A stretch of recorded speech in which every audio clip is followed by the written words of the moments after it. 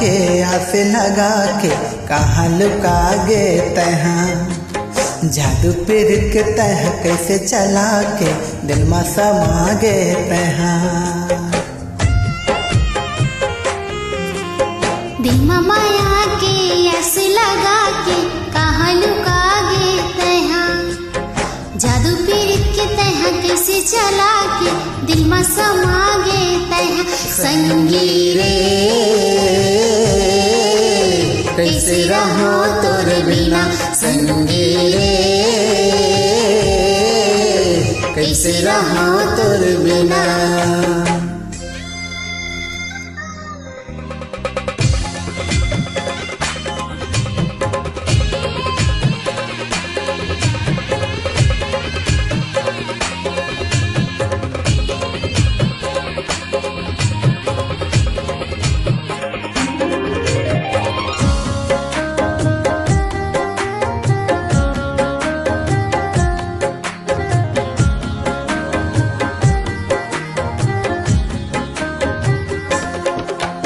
चढ़े रंग पीरत के ऐसे संग राठो अंग माँ।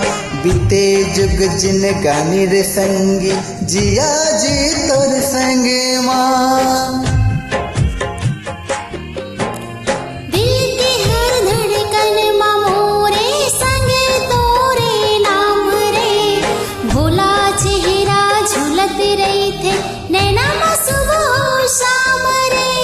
पैरी कंगना बैरी होगी तोरे माया माँ सजना।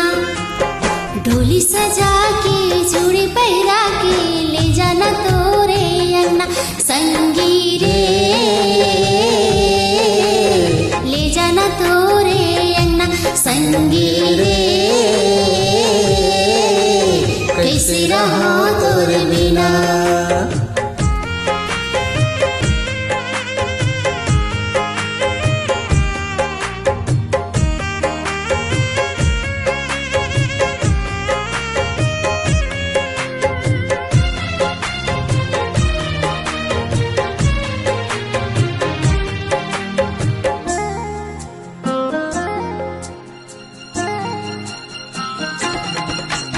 सावन के झड़ी सही माया मोर बरस थे।